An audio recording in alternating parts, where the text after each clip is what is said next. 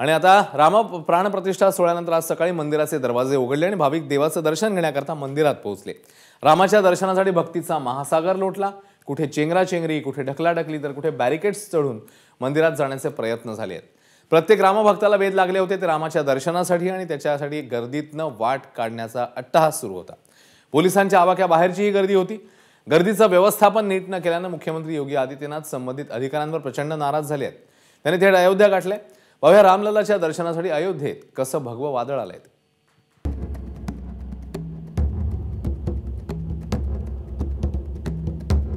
गर्दीची ही दृश्य आहेत अयोध्येच्या राम मंदिरातली। रस्ते, मंदिर परिसर, मंदिराच्या पायऱ्या आणि देवाचा गाभारा, सगळीकडे हेच चित्र सध्या पाहायला मिळतंय।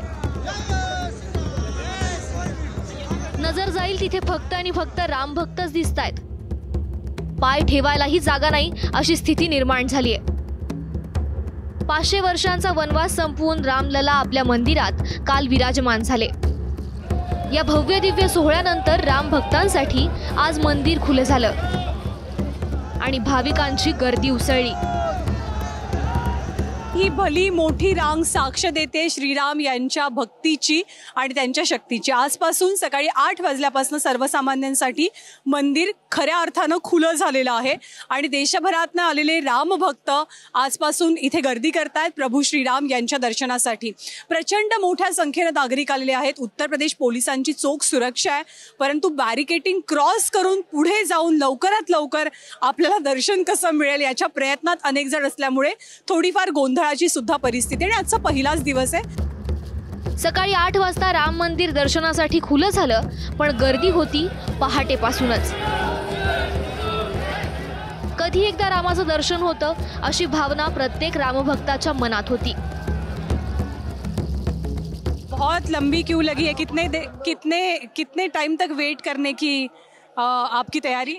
जितना टाइम लगेगा तो करके ही जाएंगे दर्शन। उत्साहित है प्रभु श्री राम के दर्शन के लिए? बहुत, मतलब कुछ कह नहीं सकता। बहुत, बिल्कुल ही खो चुके हैं प्रभु राम के दर्शन के लिए जो है। तो क्या भावना है इस पोशाक में दर्शन लेना, उसके पीछे की भावना? ज्यादा इसी में अच्छा लगता है मेरे को, मतलब प्रभु के दर्शन करने के लिए इस पोशाक में।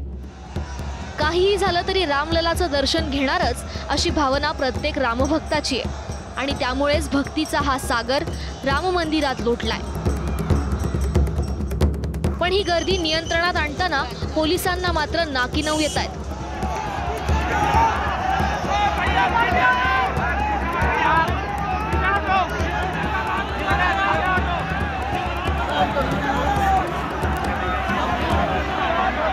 काही केल्या भाविक ऐकायला तयार नाहीयेत। एकमेकांना ढकलत रामललाच्या दर्शनासाठी पुढे जाण्याची जणू स्पर्धाच लागलीये। 2-2, 3-3 तास गर्दीत उभं राहिल्यानंतर कुठे श्रीरामाचं दर्शन घडतंय, तेही काही क्षणांसाठीच। दर्शन हो गए आपके? जी मैम। कैसे हुए दर्शन? दिक्कत तो हुई लेकिन दर्शन बहुत अच्छे, बिल्कुल रामलला ऐसे बिल्कुल जीवन जैसे होते हैं ना। तर किती वेळ लागला दर्शनासाठी? दर्शनासाठी 2 तास लागले। मग आता प्रभू श्रीरामांची मूर्ती जेव्हा तुम्ही पाहिली तेव्हा मनात काय भावना दाटून? कारण की हे प्रभू श्रीकृष्णांसारखे रूप आणि माझ्या पंढरपुराचे विठ्ठलाचं रूप दिसायला होतं मला, त्यामुळे मला खूप आनंद वाटला। भरून आलंय तुम्हाला? भरून आलं मॅडम। गर्दीचं व्यवस्थापन नीट न झाल्यानं मुख्यमंत्री योगी आदित्यनाथ नाराज झाले आणि या गोष्टीचं गांभीर्य लक्षात घेऊन लखनौहून अयोध्येमध्ये ते दाखल झाले आणि मंदिर परिसराची हवाई पाहणी केली। पण एवढा अट्टहास कशासाठी? मान्य आहे प्रत्येकाला रामाचं दर्शन घ्यायचंय, प्रत्येक रामभक्ताला आपल्या लाडक्या रामललाला डोळ्यात साठवायचंय, पण ही अशी गर्दी करून काय फायदा? आणि या अशा गर्दीनं कुठली अघटित घटना घडू नये याची काळजी तेवढी प्रत्येक रामभक्तानं घ्यावी एवढीच अपेक्षा। ज्ञानदा कदम, एबीपी माझा, अयोध्या। एबीपी माझा, उघडा डोळे बघा नीट।